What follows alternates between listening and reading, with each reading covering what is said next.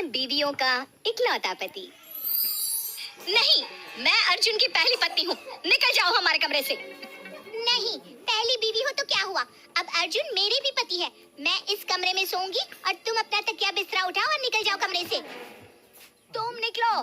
नहीं, तुम निकलो, ये मेरा पति है। तुम निकलो, अर्जुन पर सिर्फ मेरा हक है। तुम बॉस। अरे क्या ये चूहे बिल्लियों की तरह लड़ रही हो? इस कमरे में मेरे साथ तुम दोनों में से कोई भी नहीं सोएगा। मैं ही खुद निकल जाता हूँ और दूसरे कमरे में सो जाता हूँ। दिमाग का दही कर देती हूँ तुम दोनों। ये कहानी है अर्जुन की, जिसकी शादी पहले कुसुम से हुई होती है, लेकिन अर्जुन के पिता की परम मित्र अनुकुल की मौत के बाद उनकी बेटी चंद्रिका से अर्जुन ने शादी कर ली, क्योंकि उन्होंने मरने से पहले अर्जुन से इस बात की मिन्नतें की थी। चंद्रिका के पिता अनुकुल ने जीते जी अर्जुन और उसके पूरे परिवार की खूब मदद की थी, इसलिए अर्जुन को ना चाहकर भी हालातों से मजबूर होकर चंद्रिका से शादी करनी पड़ी थी। अब जब एक ही छत के नीचे दोनों सौतने रहने लगी, तो तमाशों की भीषण बरसात तो होनी ही थी। चलिए देखते हैं। ऐसे ही अगले दिन जब कुसुम रसोई में अर्जुन के लिए खाना पका रही होती है, तभी चंद्रिका झांक कर चुपके से उसे देख रही होती है। आज कढ़ाई पनीर बनाया है, अर्जुन का फेवरेट। खुशबू और स्वाद दोनों भी बढ़िया है। अर्जुन तो उंगलियां चाटते रह जाएंगे। थोड़ा सा और मक्खन मिलाती हूँ। मक्खन के दीवाने जो हैं मेरे पिया जी।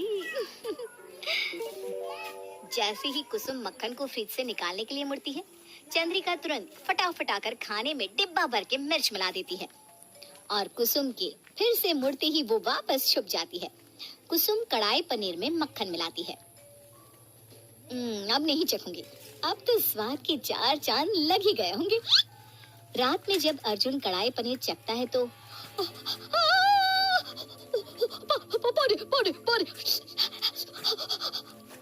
चंद्रिका फौरन अर्जुन को पानी देती है और उसे अलग से अपने हाथों से बनाया हुआ अच्छा खाना देती है। ये क्या है कुसुम?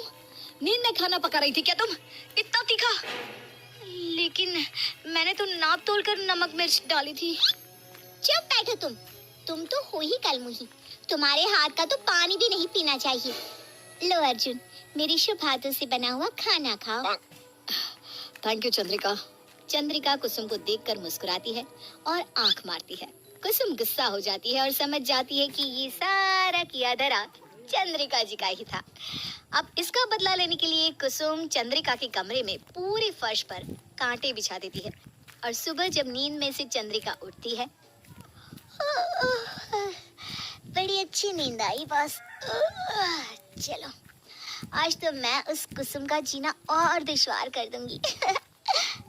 चंद्रिका आंखें मलती है और बिना नीचे देखे बेड से उतरती है और फर्श पर कदम रखते ही उसे कांटे चुभते हैं और वो जोरों जोरों से चिल्लाते हुए नाचने कूदने लगती है।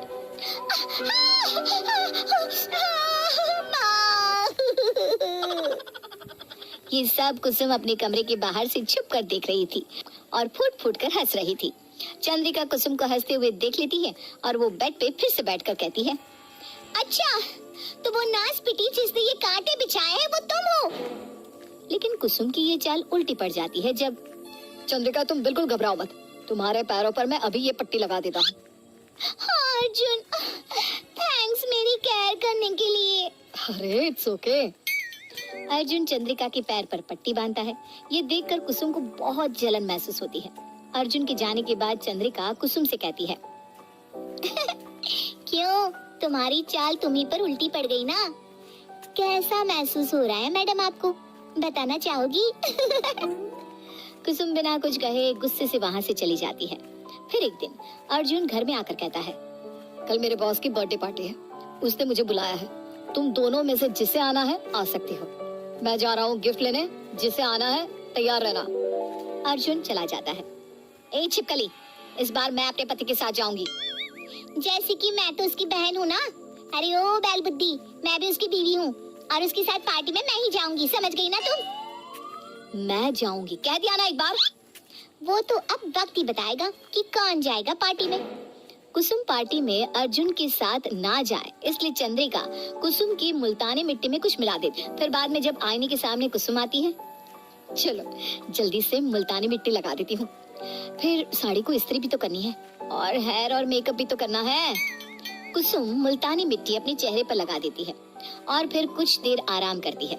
जब मिट्टी सूख जाती है और कुसुम अपना चेहरा धो लेती है तो वो देखती है कि उसके चेहरे पे काले दाग आ चुके हैं। नहीं, ये क्या हो गया? मेरे खूबसूरत चेहरे पर ये क्या हो गया? मैं तो भूतनी बन गई। नहीं, अब मैं पार्टी में कैसे जाऊंगी? ये जरूर उस डाकन चंद्रिका ने ही किया होगा। उसे तो मैं छोड़ूंगी नहीं। अगर मैं पार्टी में नहीं जा पाऊंगी तो उससे भी मैं जाने नहीं दूंगी। कुसुम डॉक्टर के पास जाती है। इन दागों को क्लियर होने के लिए लगभग 3 दिन लग जाएंगे। ये केमिकल रिएक्शन की वजह से हुआ है। कुसुम का क्रोध अब 7वें आसमान पर था। वो चंद्रिका की साड़ी को कैंची से काट देती है और फिर जब चंद्रिका अपनी फटी हुई साड़ी को देखती है तो अरे नहीं, अब मैं कैसे जाऊंगी पार्टी में अर्जुन के साथ? अर्जुन, मैं पार्टी में कैसे आऊं? देखो ना ये साड़ी। ओफो, तुम दोनों भी सच में, एक का चेहरा खराब हो गया है और अब एक की साड़ी तहस महस हो चुकी है। 2 बीवियां होकर भी कवारों की तरह जाना होगा मुझे पार्टी में। रहो तुम दोनों घर में ही और लड़ो और साजिश करो एक दूसरे के खिलाफ। चंद्रिका कुसुम पर पूरी तरह गुस्सा हो चुकी थी और अब वो उसका नामो निशान मिटाना चाहती थी, जिसके लिए वो गुंडों को पैसे देती है और कहती है, ये लो तुम्हारी रकम, रात को उस कुसुम का काम तमाम हो जाना चाहिए, ठीक है? अरे डन डनाडन मैडम। लेकिन रात में अर्जुन के कमरे की सफाई करते वक्त दोनों बीवियों को कुछ ऐसा दिख जाता है जिससे देख दोनों के पैरों तले जमीन खिसक जाती है। वो होती है अर्जुन और एक औरत की शादी की तस्वीर।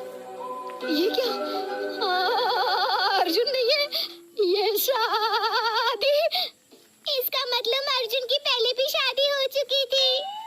शकुंतला काकी पिछले 15 साल से अर्जुन की पड़ोसन है, उन्हें सब कुछ पता होगा। चलो बात की तह तक जाते हैं। कुसुम और चंद्रिका दोनों भी पड़ोसन शकुंतला के पास जाते हैं और उनसे पूछताछ करते हैं। हाँ, ये तस्वीर में जो है ना वो सच है। अर्जुन की 10 साल पहले टीना नाम की एक लड़की से शादी हुई थी, लेकिन 2-3 साल बाद जब अर्जुन के माता पिता की मौत हो गई तब पता नहीं टीना कहाँ चली गई। टीना? हाय राम, अर्जुन के फोन पर अक्सर टीना नाम से मैसेजेस आते रहते हैं। इसका मतलब वो अब तक उसके कांटेक्ट में है। शकुंतला जी, क्या आप मुझे उस टीना के घर का पता दे सकती हैं? वो कहाँ रहती है, कुछ आइडिया है आपको? शायद बिरला कॉलोनी में रहती होगी। 100% पक्का तो नहीं कह सकती। फिर जब वो दोनों बीवियां बिरला कॉलोनी में तहकीकात करती है तभी उन्हें टीना के घर का पता मिल जाता है और वो दोनों घर की खिड़की से झांककर अर्जुन और टीना को उस घर में एक साथ देखते हैं और चौंक जाते हैं। इतना बड़ा धोखा! मतलब ये अर्जुन 3 बीवियों का इकलौता पति है और ये हम तीनों को बेवकूफ बनाते आ रहे हैं। कुसुम और चंद्रिका दोनों भी लात मारकर दरवाजा तोड़ती हैं और उन दोनों को देख अर्जुन एकदम से हैरान और दंग रह जाता है। तुम दोनों यहाँ क्या कर रही हो?